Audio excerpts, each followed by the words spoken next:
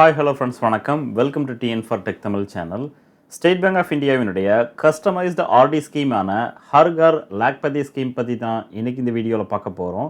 வீடியோவை ஸ்கிப் பண்ணாமல் பாருங்கள். வீடியோக்குள்ளே போகிறதுக்கு முன்னால் நம்ம சேனலை இன்னும் சப்ஸ்கிரைப் பண்ணலை அப்படின்னா உடனே சப்ஸ்கிரைப் பண்ணுங்கள்.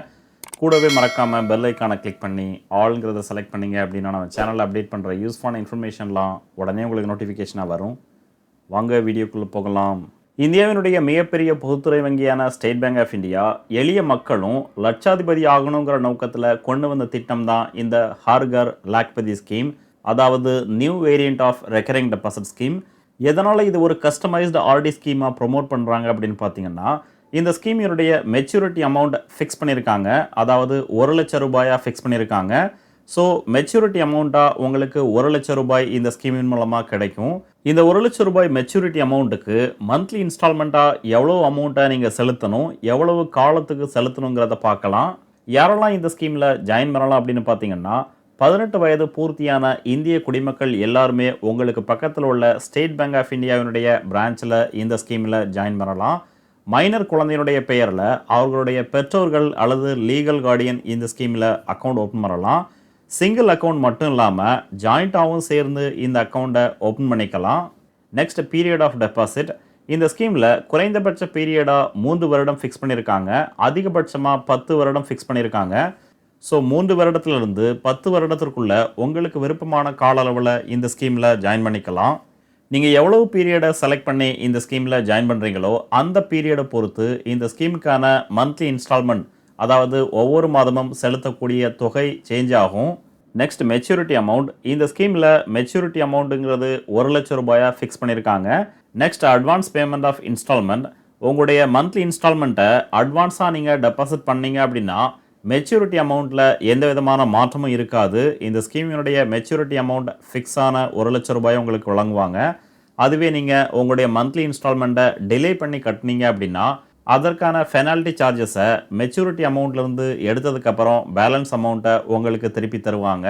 உங்களுடைய மந்த்லி இன்ஸ்டால்மெண்ட்டை ப்ராப்பராக நீங்கள் செலுத்தலை அப்படின்னா அதற்கான பெனால்ட்டி சார்ஜஸாக 5 வருடத்திற்குள்ள ஆர்டி அக்கௌண்ட் இருக்கும் பட்சத்தில் மாதம் செலுத்தக்கூடிய மந்த்லி இன்ஸ்டால்மெண்ட்டில் உள்ள ஒவ்வொரு 100 ரூபாய்க்கும் 1 ரூபாய் 50 பைசா சார்ஜஸாக கட் பண்ணுறாங்க.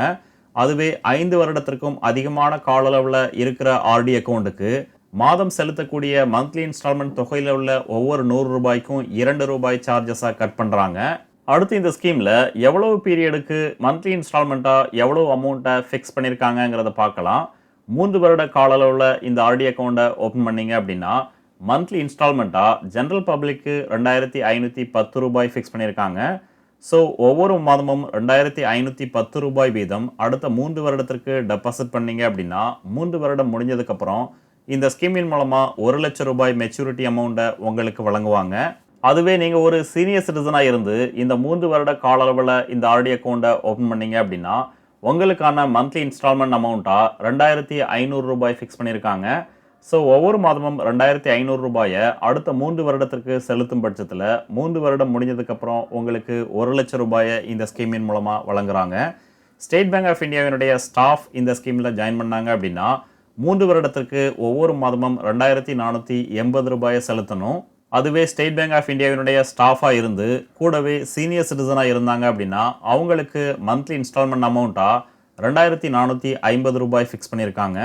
அதுவே இந்த அக்கௌண்ட்டை 10 வருட கால அளவில் ஓப்பன் பண்ணிங்க அப்படின்னா ஜென்ரல் பப்ளிக்கு ஒவ்வொரு மாதமும் 610 ரூபாய் செலுத்தணும். சீனியர் சிட்டிசன் 60 வயதுக்கு மேற்பட்ட மூத்த குடிமக்களாக இருந்தீங்கன்னா ஒவ்வொரு மாதமும் 600 ரூபாயும், எஸ்பிஐனுடைய ஸ்டாஃபுக்கு மாதம் 580 ரூபாயும், சீனியர் சிட்டிசன் கம் எஸ்பிஐ ஸ்டாஃபாக இருந்தீங்க அப்படின்னா ஒவ்வொரு மாதமும் 560 ரூபாயும் நீங்கள் செலுத்தணும். இந்த டேபிளில் குறைந்தபட்ச பீரியடான 3 வருடத்திலிருந்து அதிகபட்ச பீரியடான 10 வருடம் வரைக்கும் கொடுத்துருக்குறாங்க.